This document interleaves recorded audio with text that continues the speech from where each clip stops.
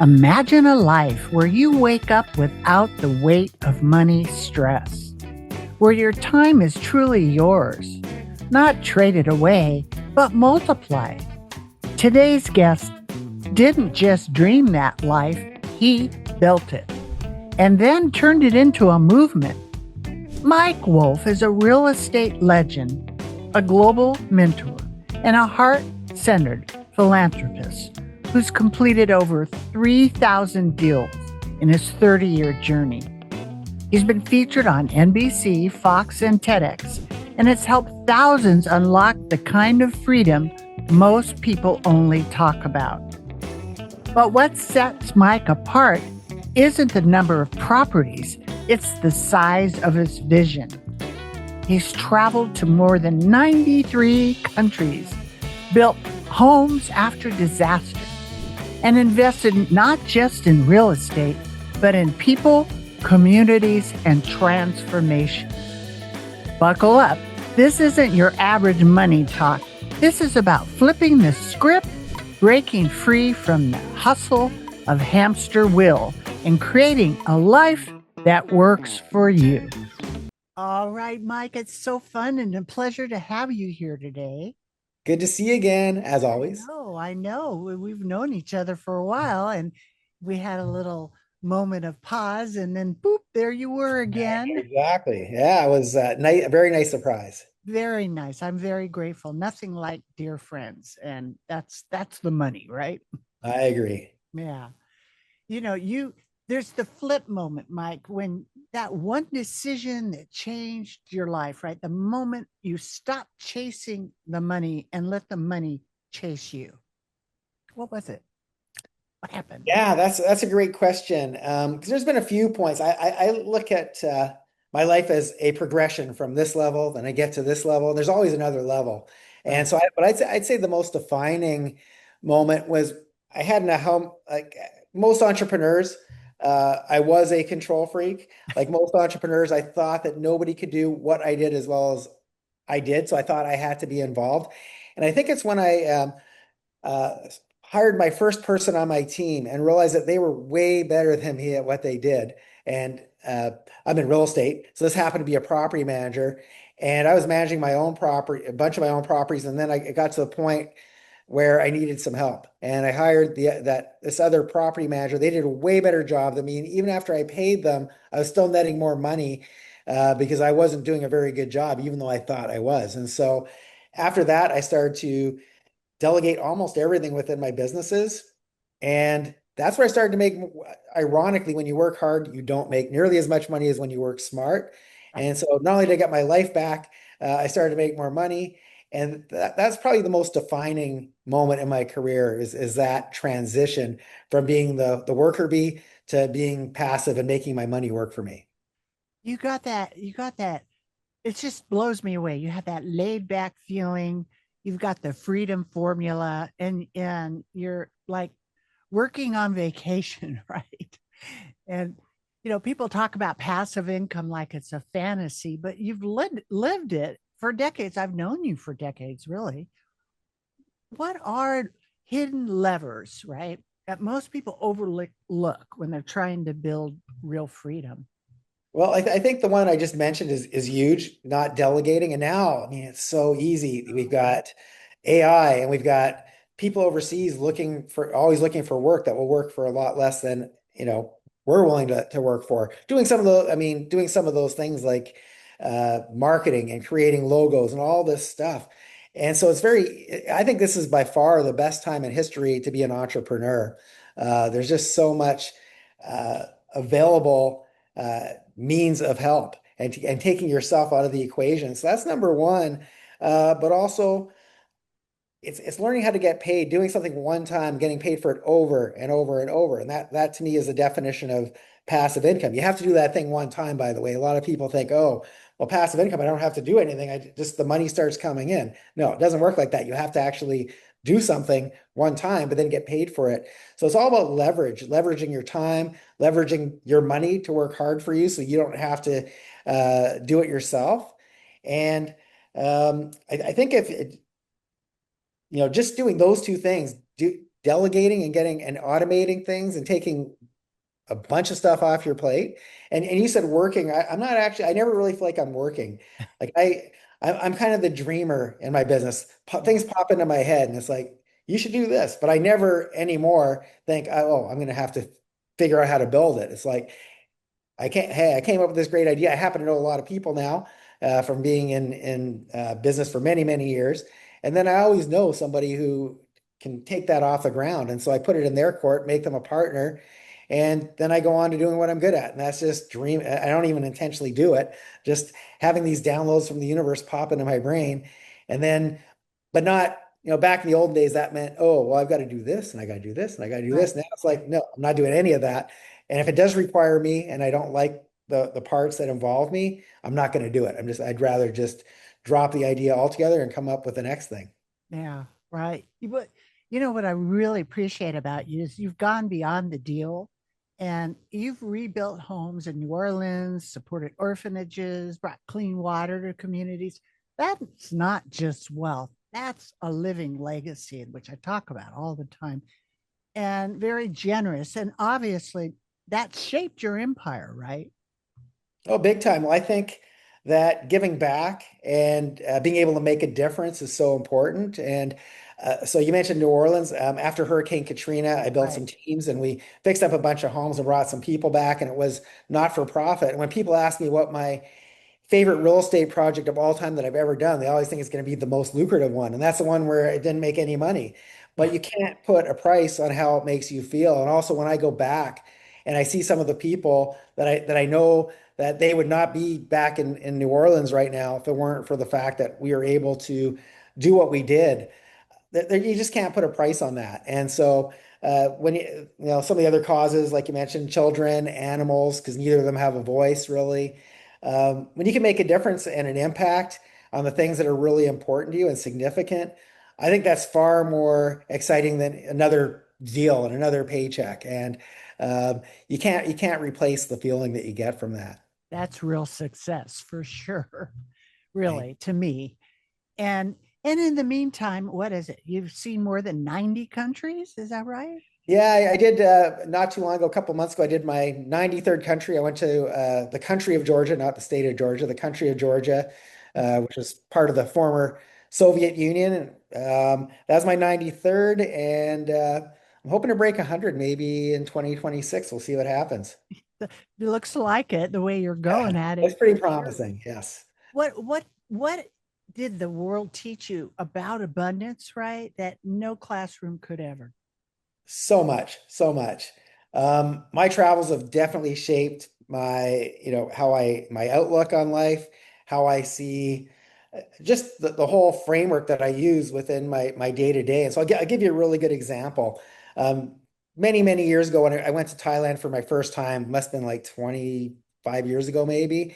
And back then I wasn't living this carefree lifestyle. I was going on vacations and coming back and working hard. But I had somebody, I'm really going to date myself here, but I had somebody looking after my pager and returning my phone calls and dealing with some of my stuff. And so I'm in Bangkok, and this is before cell phones, and I'm at a payphone trying to get this calling card to work, and I'm trying to make a call to my person helping me, and it's not working, and I'm getting a little bit frustrated. And there's a taxi kind of parked right near the payphone, and he sees that I'm struggling, and he comes up. He goes, "No, no, no, that's not going to work." And I thought he wanted something. I thought he was Right. trying to. But anyway, he drove me to a 7-Eleven store, spoke to the person behind the counter in Thai, got me the proper calling card, took me back to the payphone, and I wanted to pay him and give him a really nice tip for because it was so helpful. It just made my life so much easier. He wouldn't even take cab fare. And I don't know his financial status, but I assume from what I've learned about, Southeast Asia that he probably didn't have a big nest egg. I had quite a bit of money, not like I do now, but I was fairly successful. And here's somebody who probably lives paycheck or ride to ride, and Right. he wouldn't Right. even take my money. And he was just smiling all the time and happy. And that totally changed how I saw the world. Because before that, I always thought, well, if somebody does something for you, they always expect something in return. And so after that, I think I became a much more giving person and wanting to make a difference. And I I think I know why he did it, because I now found out that I just believe that the universe, and I don't do it for this reason. I do, whenever I do something to help, it's never with any intention of receiving anything back. But when you do that, for whatever reason, it just seems to come back tenfold or a Right. hundredfold or a thousandfold. That's And right. so once again, I don't think I wouldn't do it for that reason. I don't really expect anything. But if I can help somebody with something that I'm good at, Yeah. uh, and I can make an impact and a difference in their life, of course I'm going to do it. Right. But that was a really big moment, because just everything changed for me from that moment on. Right. Well, what goes around comes around. I mean, There you go. That's that's the right. law. What Right. that's how Right. it turns out. I didn't know if I believed that prior to that. Oh, It right. made me a lot more, I guess you'd say, spiritual, and believe in abundance and That's the right. law of attraction. All that stuff was before that was kind of very woo-woo to me at that time. I've created the Safe Money Blueprint. This is the same strategy that thousands of my clients have used to feel secure about their financial future. And you can get it free at healthymoneyhappylife.com/blueprint. Right. Well, before 3,000 deals, I don't know how many you have, really, more than 3,000 probably, and global adventures.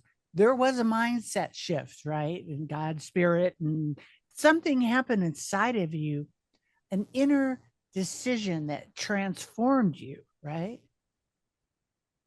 Well, there's been so many. Yeah, it's And once not again, just one. we'll go back to one of my travel ones, because those are always the most vivid. So I was in Costa Rica, and I'm staying in this place called Arenal. And at that time, there was a volcano that was very active. It's not active currently. I wish it was. But anyway, I had never seen an active volcano before. And I was, I stayed at this really nice hotel. It was actually called the Observatory.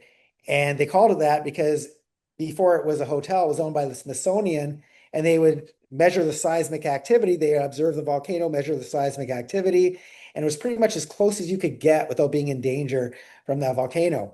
And of course, I wanted to be as close as possible. So I stayed there, and I had this beautiful room. I never actually slept in my bed. I remember the first night I'm on my balcony. It's dark outside. All these nocturnal animals are making their noises. Right. And I'm just sitting there staring at this volcano, which hasn't erupted yet, at least not in front of me. It hasn't erupted yet. And I'm waiting, thinking, when's this thing going to erupt? Am I going to be here till like 5 in the morning? Like, when's this going to go? Anyway, all of a sudden, it just erupted. And there were these big boulders that were on fire going, rolling down, bouncing down the hill. Oh, And all of a sudden, my jaw just dropped, and all the nocturnal animals just stopped making all their noises. Everything just went silent. And at that moment, once again, it was very defining for me. It was undeniable to me that we're just like a little speck of dust, right. and there's such a big planet out there, and there's things that are so much bigger that we'll probably never understand, that are at play. And it's just 100% undeniable to me that the things that we see as challenges are really insignificant in the grand scheme of things. And these things that we think are really difficult, or we go through tough times, and obviously they're very stressful and emotional for us, but in the grand scheme of things, it's so minor. And so once you have that mindset that these problems are small, it makes it easier to push forward. And hey, so something doesn't go quite right to plan. Well, then you get back up and you do the next thing. And so I learned like I said, I learned so much from my travel. I learned so much from Mother Nature and human nature. Sometimes I learn Right. bad things about human nature, but a lot of my defining moments have come from just these experiences that were random, that I didn't really choose to have. Right, right. The living experience, exactly. And Absolutely. everything, will talk to you and guide you. And that's so cool. I It's love it. and yeah, exactly. Well, there's a myth shatter. If you could grab a megaphone, right, and you burst one massive money myth that keeps people stuck in the grind, what would you shout from the rooftops? The it's work smart, not hard, for sure, because we're all brought up, and I was brought up this way too, that my mother actually got divorced when I was 2. And so I had no father from 2 to 7 until she got remarried. But um, when she like I said, at a very early age, she got divorced. And my biological father was a gambler and an alcoholic and any aholic you could be, he was. Mm. And my mom wanted to make sure, and he never said, after they split up, he never came to visit, never sent any money. He was like just totally gone out of my life. He actually tried to come back when I got interviewed in a national newspaper. Then he found out I was successful and wanted money. Oh, But anyway, my mother was determined that I was not going to end up like my dad. And yeah. she always said, Mike, you're going to go work hard and you're always going to make sure there's food on the table for your family. And you're going to work as hard as you have to make sure that nobody in your family ever struggles. And that was good advice at the time from her. And um, she wasn't trying to lead me astray. She told me the best advice she could based on what she knew. But I didn't teach my daughter go work hard. I'm not teaching my grandkids go work hard. I'm teaching them how can you use leverage, uh, do the things that you're put on this planet to do, and get other people who are in their zone of genius to do the things that they're good at and put it all together. And like I said, I'm kind of the dreamer and I can come up with these big visions. I can't always figure out what the next step is to get there. So I bring people on my team that do know. There's people that I've had on my teams that I don't really give to-do lists anymore because people know what they need to do. But if I did, if I gave them 10 things that would probably take me 6 months to get finished, if they ever got finished, Mm. they'll 3 hours later, they're calling me up. Hey, I got through the to-do list. What's next? And so uh, work smart, get the right people backing you up, get the right people on your team, get your money working for you, and then get a lifestyle of freedom, get something that you love every day and have balance in your life. Because I took what my mom said to heart. I used to be a workaholic and I'd be working 12, 13, 14-hour days. And I thought I was doing a good thing. And it was based on what I knew back then. But man, if I could have a redo, I would have spent a lot more time with my daughter growing up. And Yeah. uh, so anyway, that'd be my biggest piece of advice. Boy, if I wish I would have known you 3 decades ago, right? Yeah, I wish I would have known this version of me 3 decades ago. You're just coming to it, right? So, okay, now we go to the future you. Fast forward 20 years, and a young dreamer walks up to you and says, because of your story, I'm free. What do you hope they say next? Wow. Well, I mean, that's very humbling. Uh, I think that pretty much if they don't say anything next, they just say that in itself is exceptionally powerful. I mean, obviously, if they told me why, how they got their freedom, what they did, what they changed, I think it's very unfortunate because here we are in 2025, and the stuff they teach in schools isn't really that relevant, and it's getting less and less relevant as things like AI come to fruition. And I remember that, when I graduated from high school and even from university, I didn't have any of this financial knowledge. I Right. actually went out and I had to learn it on my own. And Yep. so that's why I think why you do and why I do what I do is to help educate other people so they don't have to struggle. They can get to where they want to be a lot quicker. And so I would hope that uh, because I'm pretty sure they didn't learn what they learned in school, they'd say, "Hey, you know what? I became interested in money and how it works. I became interested in business. I became interested in creating uh, things that will outlast me and making those things support me instead of me being a slave to them." And so, Right. Right. Right. but Yeah. if all they said was, "Hey, you Mm. changed my life," I'm pretty good with that. I'd Yeah, be grateful. that's great. That's it right there. That's the $1 billion for sure. Well, we were talking before we started, so tell everybody what you're working on. I'm really, really interested in that, and we'll probably have to have you back and talk about that. But just tell everybody what you're working on. You're on, brainstorming right now, downloading all the goodies, and how they can get in contact with you. Absolutely. Well, so I'm very well known in the real estate space, and I'm quite well known in the past. People know that I love passive income. But the next step beyond that, so you know me, but not everybody knows who I am and what I Right. do. So my businesses continue to run without me being involved, thanks to my teams and all the stuff that I've talked about earlier that everybody should implement.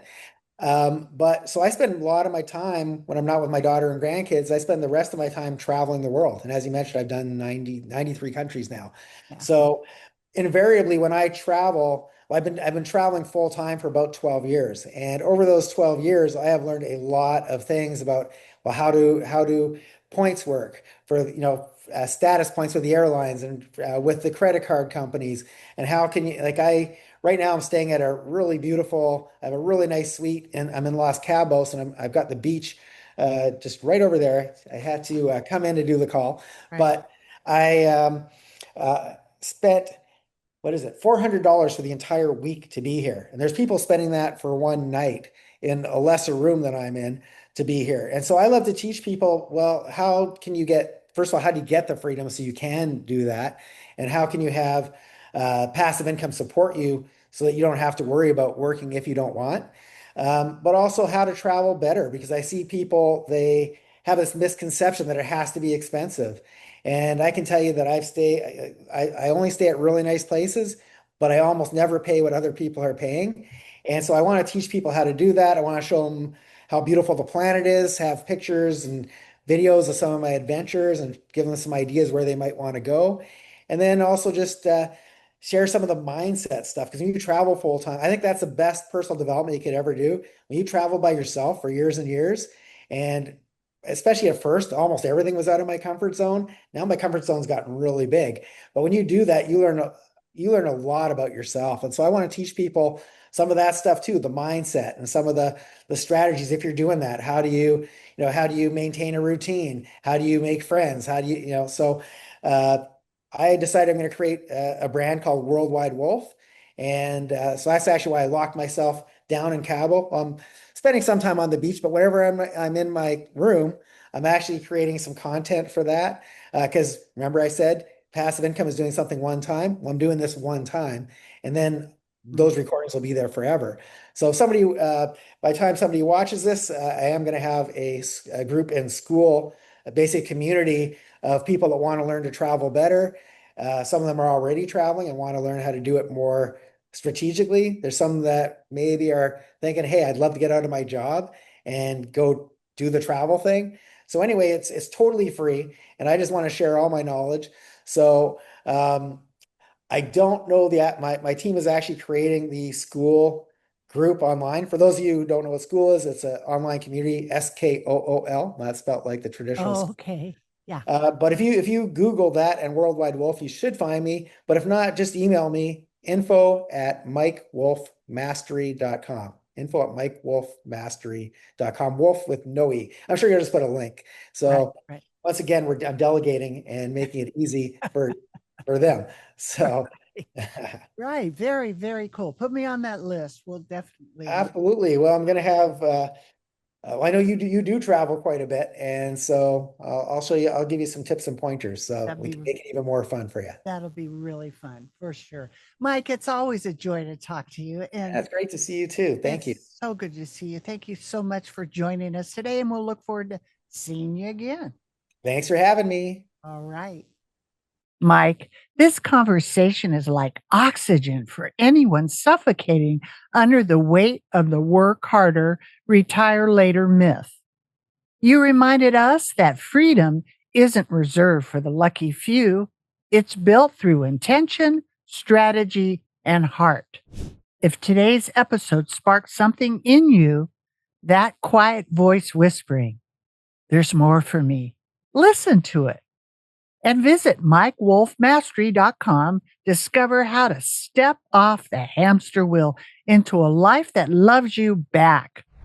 Mike, thank you for leading with wisdom, generosity, and adventure. You are living proof that wealth and soul can dance beautifully together. There's so much to learn about healthy money. I hope today's discussion brings you one step closer to securing and protecting your future. So you can get started on the right foot, go to meetwithkrismiller.com and schedule your free financial fitness strategy session. Thank you for listening, and please subscribe to Money 911 so you don't miss our next episode, which includes health, wealth, and peace of mind.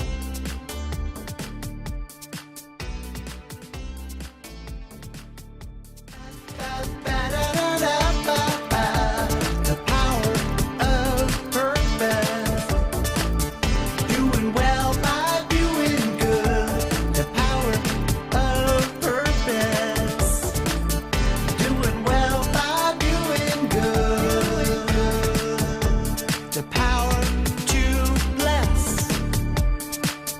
lives inside of